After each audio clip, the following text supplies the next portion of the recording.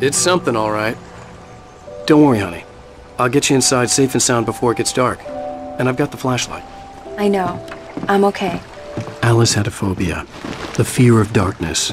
I wanted to make sure we were inside with the lights on before sunset.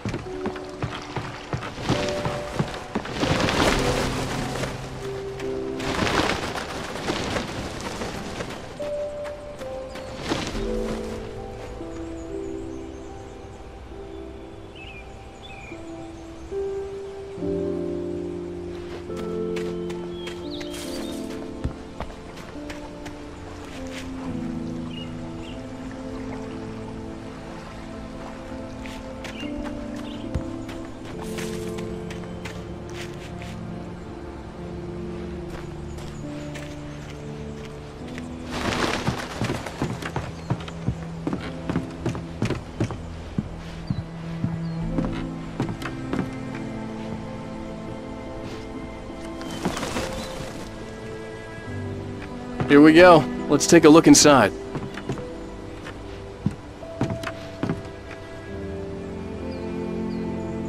Come on. It's dark in there. We need lights. Can you figure out how to get the power on, honey? Sure thing. I'm on it.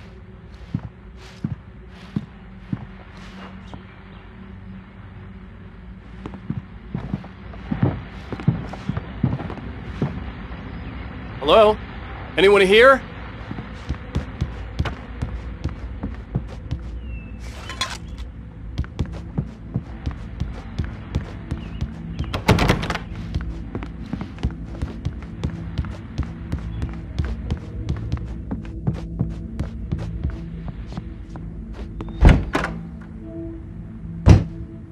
For a moment, the oppressive feel of the nightmare I had seen on the ferry returned.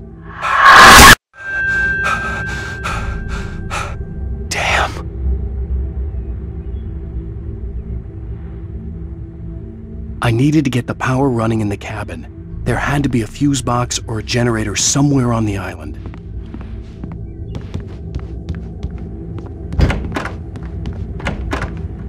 The cabin looked like a time capsule from the 60s, or even earlier.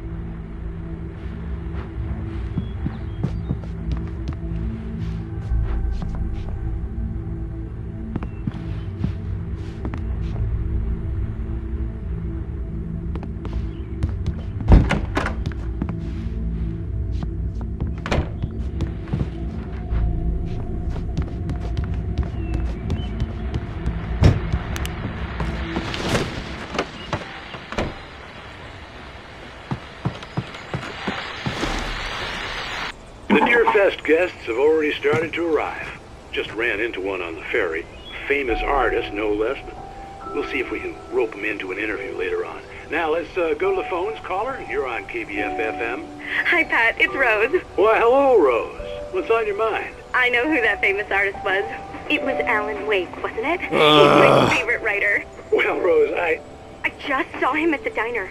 Oh, I am so excited he's here. I'm sure he's glad to be here, too. Well, folks, I guess the secret's out. This is Pat Maine on KBF-FM. And now, some music. Great. So much for keeping a low profile.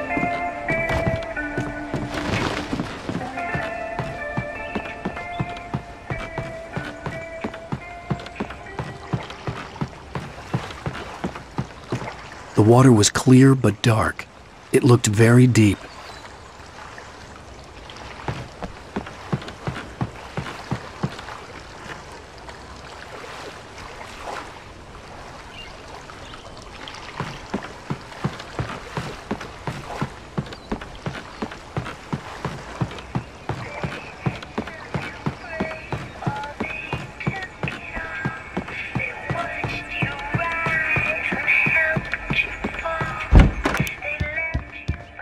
The power cable goes to that shed over there.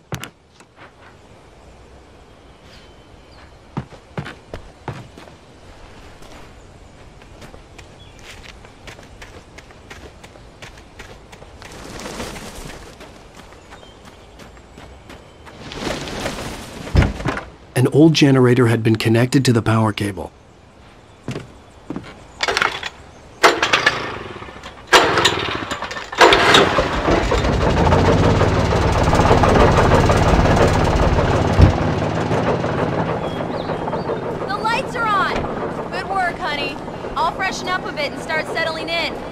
Okay, I'll look around a bit.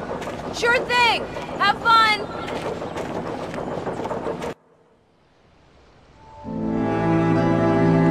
It was a beautiful place.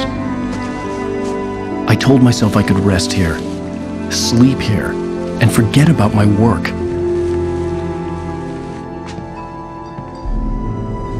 I thought we could be happy here.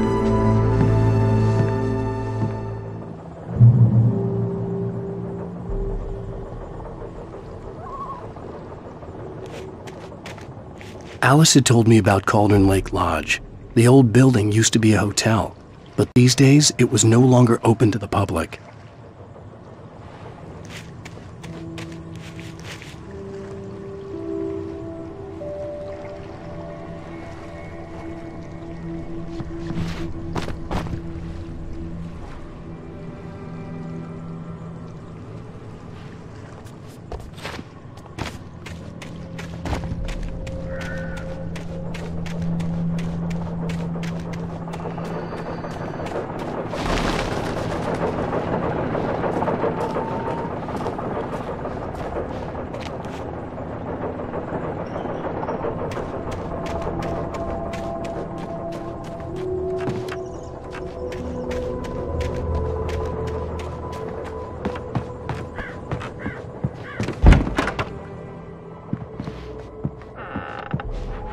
Alice?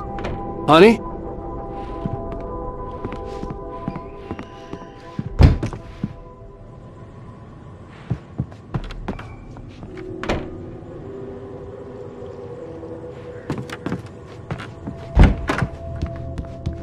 Alan, I'm upstairs.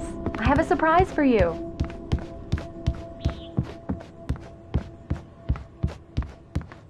Well, hello there. I'm not the surprise. It's in the study. Go take a look. Okay.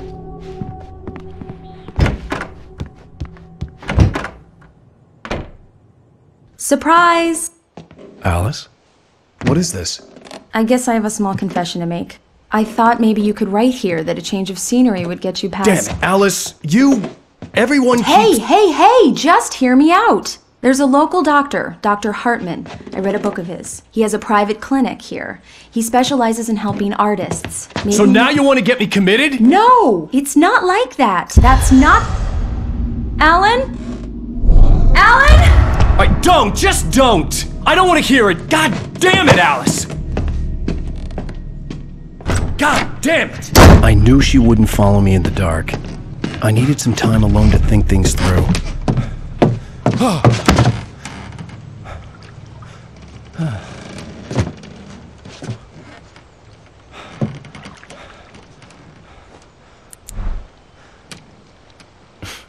Damn it.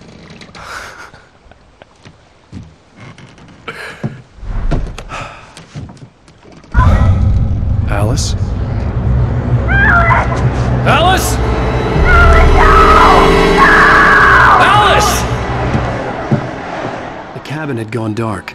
All the lights were out.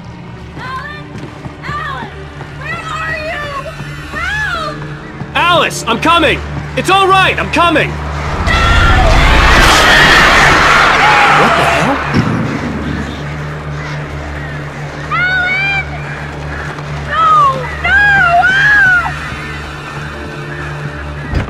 Alice?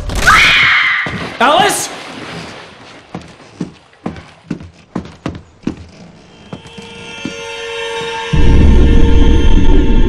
Oh no!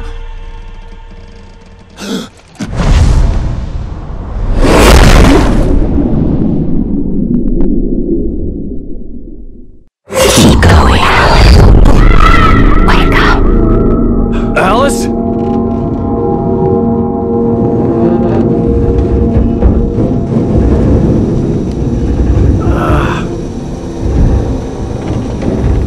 Waking up in the crashed car felt like I had woken from one nightmare and entered another. I couldn't remember how I got there. All I knew was that something terrible had happened to Alice. The phone was dead. I'd have to find help on foot.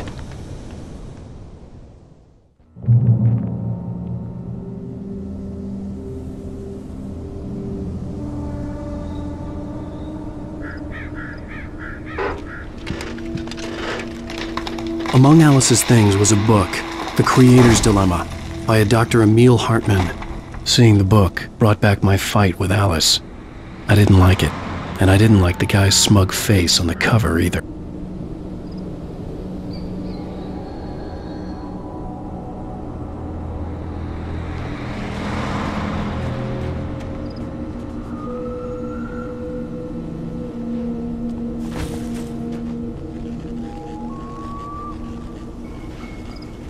The gas station was my best bet.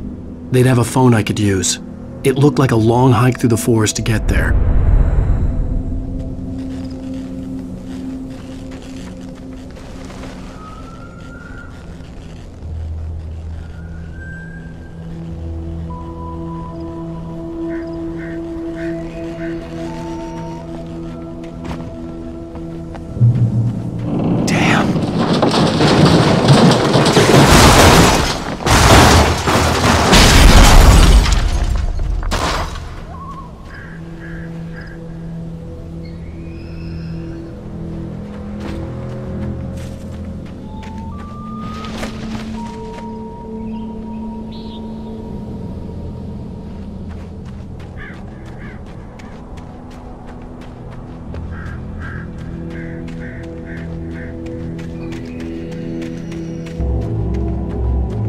Hello?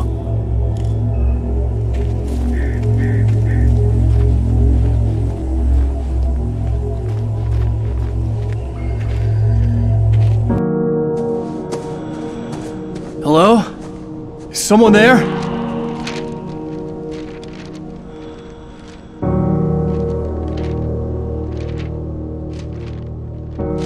The loose sheets of paper were pages from a manuscript entitled Departure. That was the name I planned to use for the next novel I had never gotten started. I was named the author. I hadn't written it. I couldn't remember writing it. In the scene on the page, the hero was attacked by an axe murderer in the woods at night.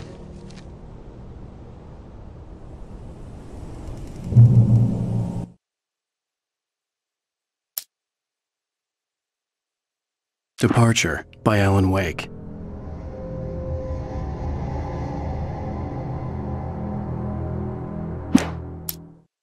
The man turned to face me.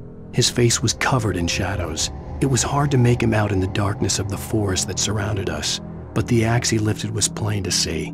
It glistened with the blood of his victim. He grinned madly. The shadows were alive, distorting his features.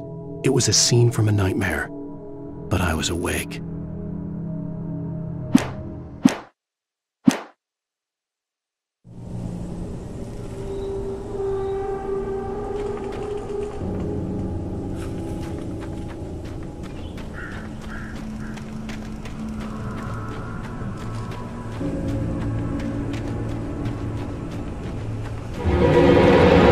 Anybody there? Please, I've been in an accident.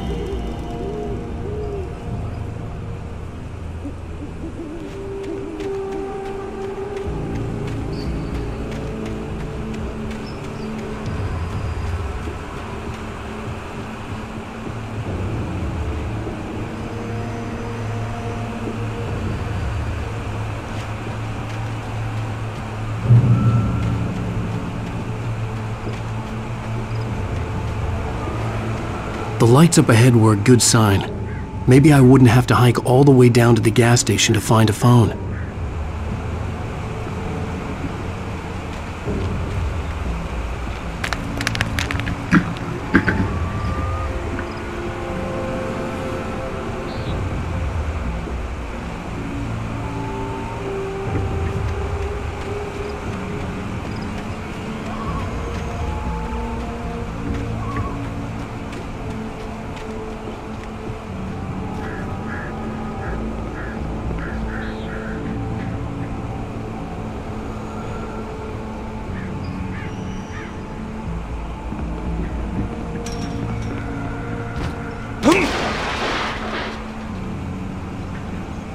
Anybody there? Please, I've been in an accident.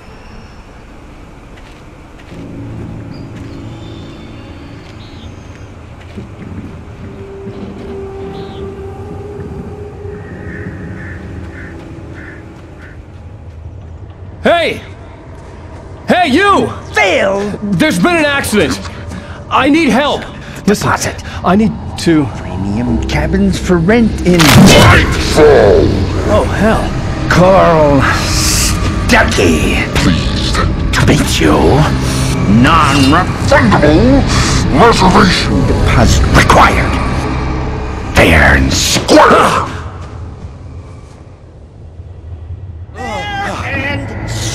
where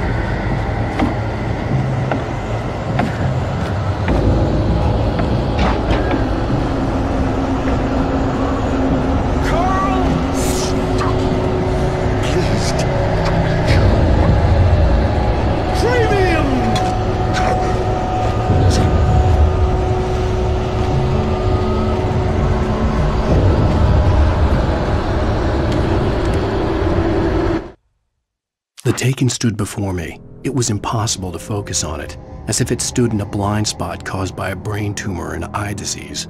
It was bleeding shadows like ink underwater, like a cloud of blood from a shark bite.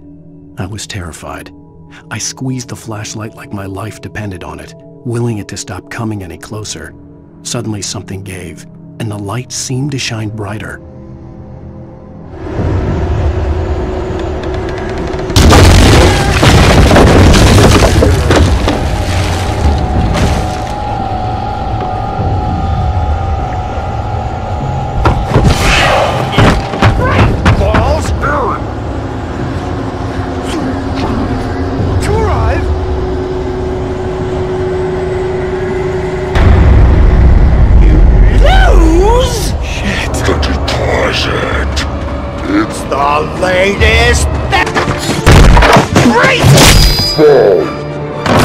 I had to figure a way out of this.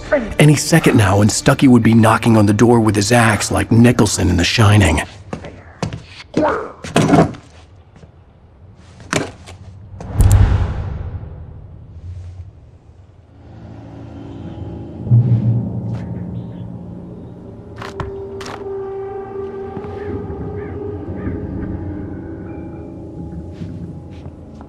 I wasn't about to open the door, as long as I was liable to catch an axe with my forehead.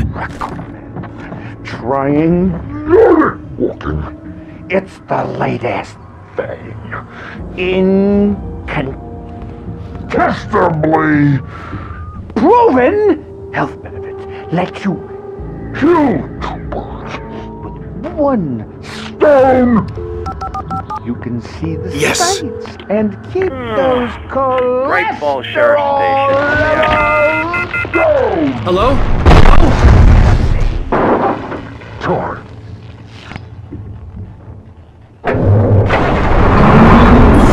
The spat.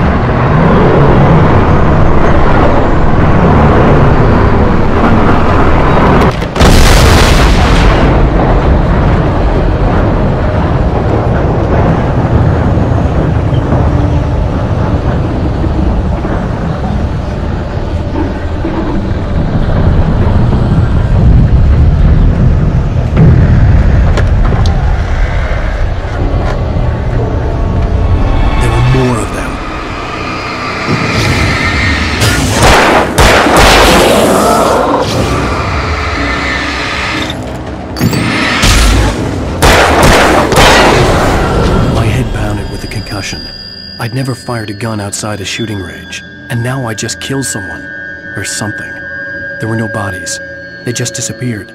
If I was dreaming, it felt real enough to make me sick.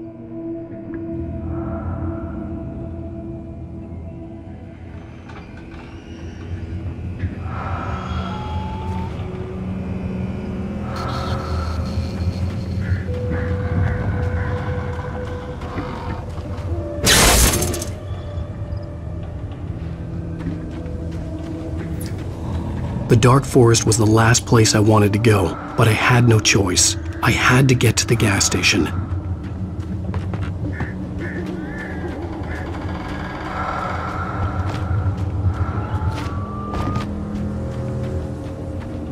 Eerie hand-painted graffiti was revealed by my flashlight. Someone had hidden a chest of supplies near it.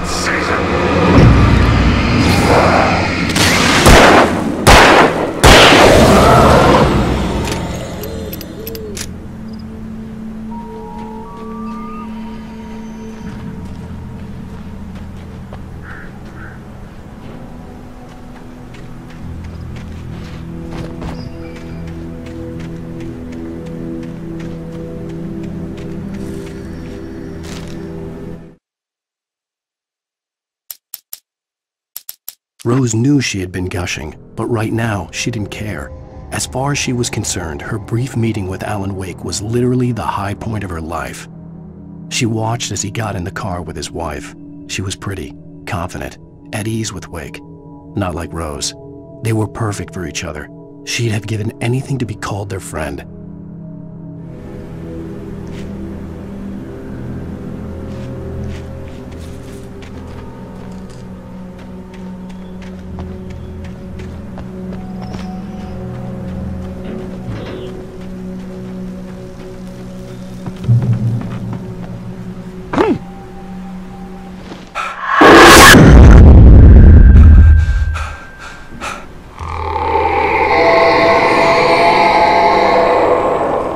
What the hell was that?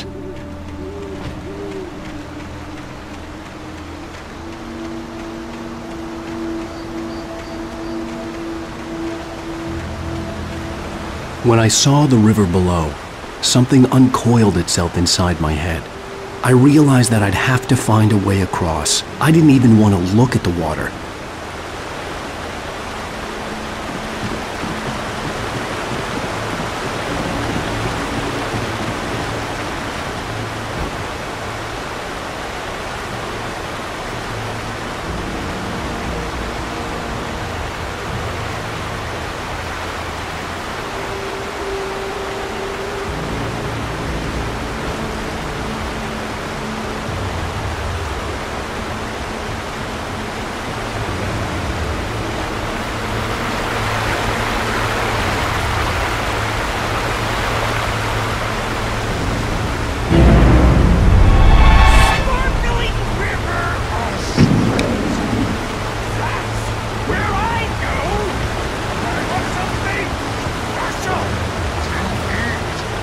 Stucky was still out there, in the dark, stalking me.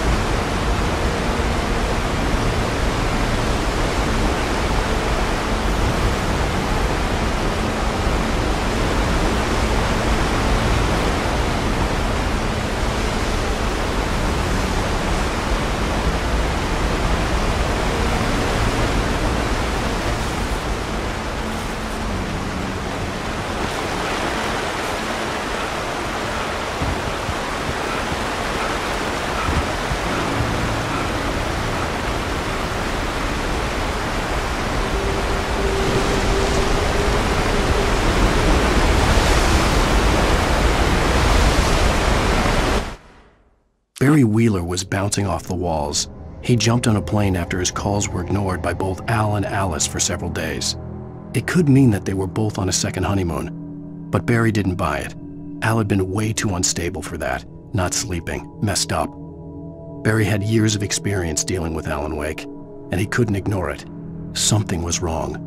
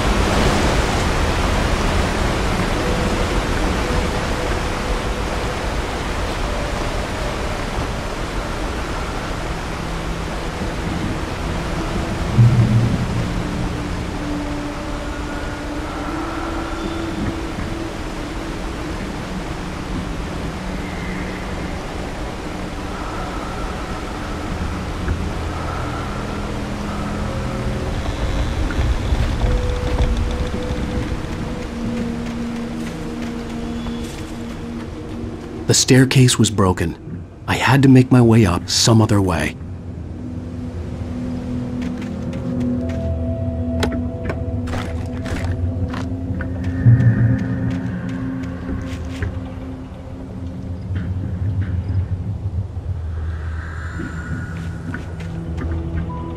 There was no power.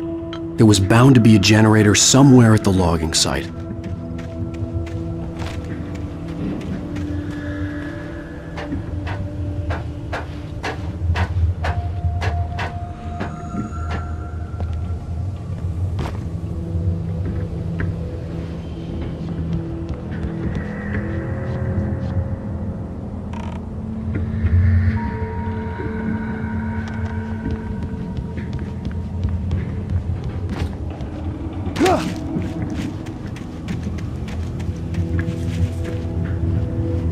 With all this forestry equipment around, there had to be something I could use to reach the top.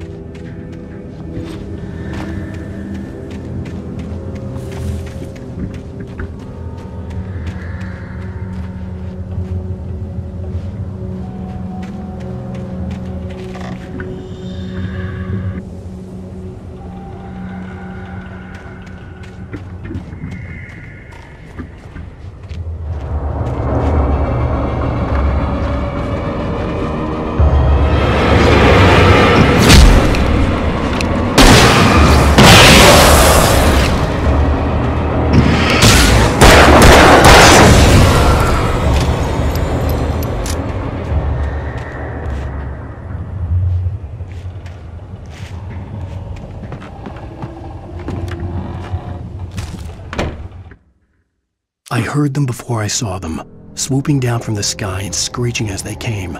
I spun around just as the cloud was upon me. For an instant, I stared into 100 dead eyes, black pearls glittering in the darkness. I raised the flashlight and the swarm exploded like fireworks. Feathers burned, turned into ash. I couldn't hear my scream above theirs.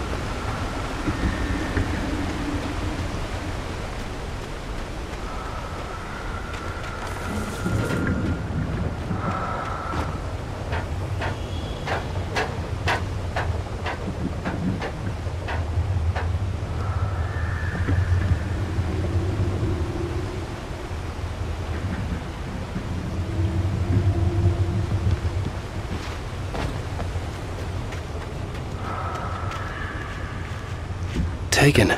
They're taken.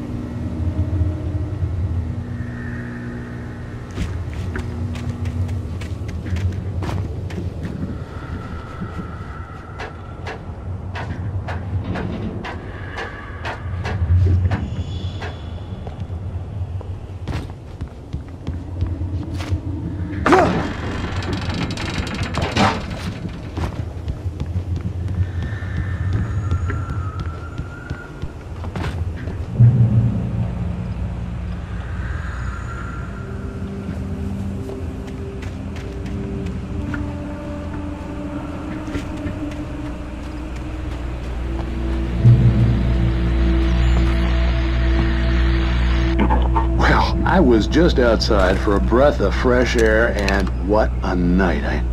I know most of you are probably in your beds by now, but if you're still up and around, take a moment. Step outside for a spell and breathe in deep. The weather is absolutely still. The sky is crystal clear. It's like the forest is quietly breathing along with you. As you listeners know, I'm a night owl, and it's on nights like this I wish I wasn't cooped up in the studio. Makes an old man like me wish I could just roam wild. But here I am, and it would keep you company all night long if I weren't. It looks like I'm not the only one staying up late. Caller, you're on the air. Hey, Pat, it's Maurice Horton. Hello, Maurice. What are you up to? Well, I was just taking Toby on his walkies. Oh, isn't it beautiful out there? Sure, but Pat, the reason I called is that Toby heard something rustling in the undergrowth and took off after it, and I couldn't find it. Probably a rabbit. Sure. Toby loves rabbits. Well, sure. Anyway, I figured that, if anyone runs into Toby, they could grab him. My number's on his collar.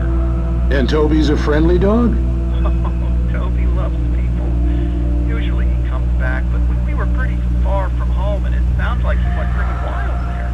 Great dog, but just too dumb for his own good. Well, Maurice, it's out there now. Hope Toby comes home soon. Yeah, thanks, Pat. You have a good night now.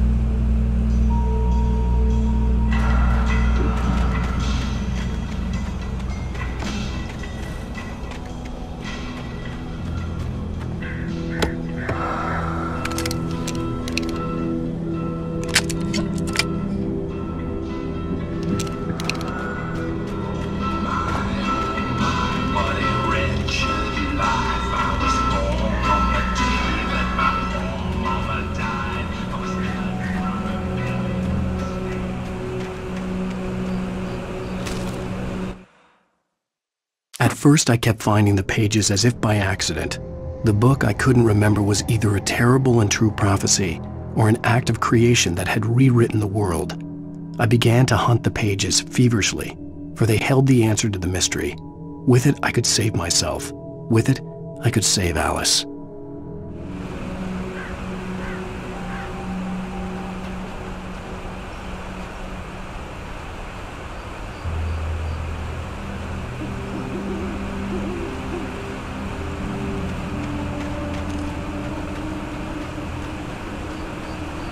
The gas station was closer now, its light welcoming in the darkness.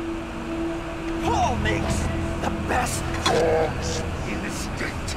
Belly Burster is the best with no contest. Monster Dog is second best. The famous dog is...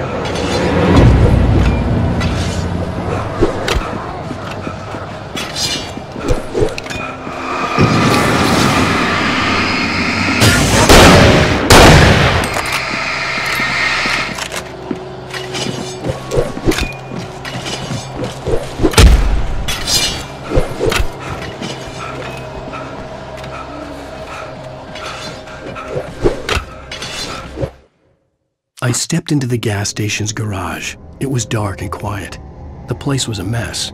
It looked like someone trashed the place or that there'd been some kind of fight. Light spilled into the room through an open door at the back, and I made my way toward it. Without any warning, I was blinded by a bright light. An old portable TV on the shelf had come alive by itself. Impossibly, I could see myself on the screen, talking like a madman.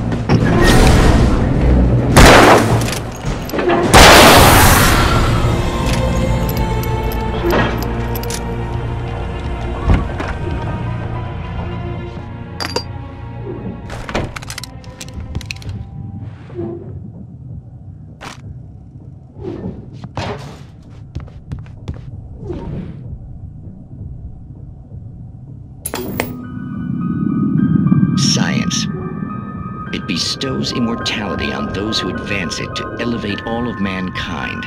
Newton, Einstein, Sagan, princes among men. But the price for such a legacy is steep indeed. In Night Springs. Tonight's episode, a quantum suicide.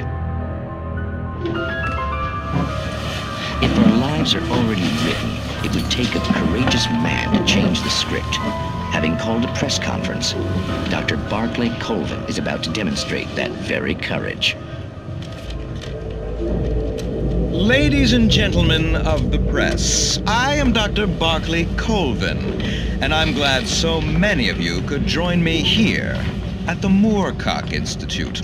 Tonight, I'm going to give a practical demonstration of the many worlds interpretation. As you can see, this is a loaded 9mm pistol. It shall be part of a thought experiment. And now, a real experiment, known as a quantum suicide. Did he say suicide? Is that a real gun? He's kidding, right? Please, please, stay calm. There is no risk. Observe what occurs when I place the weapon against my own forehead. Now, you might think this round is merely a dud. Not so. Observe the flower pot. And yet, I myself cannot be harmed with this gun. With each pull of the trigger, 2 new realities branch off. One in which the weapon didn't fire, and one where it did. With my machine here, I have ensured that this reality is always the former. I have bestowed upon myself quantum immortality. Under no circumstances can this gun kill me. So wait. What you're saying is that every time you pull the trigger, in another reality, you die? Yes, of course, but that's completely trivial. There's an infinite number of things that could happen at any moment, and they always do happen somewhere. The point is, this one thing did not happen here. You're insane, Colvin. Insane? Insane? Hey, was this thing supposed to be plugged in? I stumbled on it. You fools! Gaze upon quantum immortality.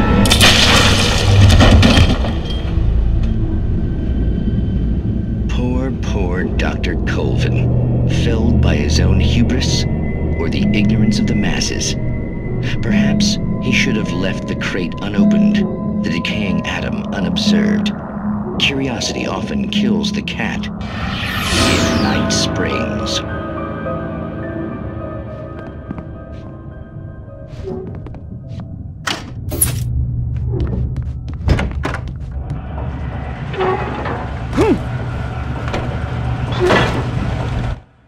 The cabin on Cauldron Lake?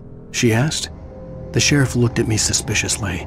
The early morning light flooded through the office windows. I would probably never have gotten out of the woods alive without her help, but I couldn't tell her the truth of what I'd faced the previous night. She'd think I was lying or crazy. She'd lock me up, and she wouldn't help me find Alice.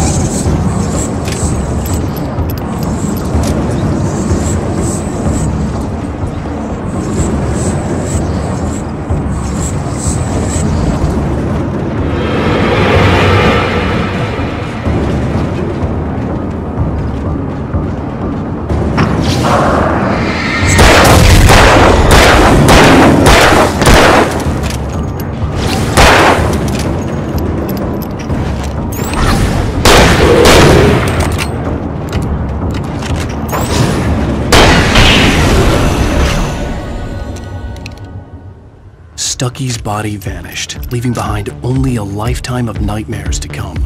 Assuming I'd reached the lights at the gas station alive,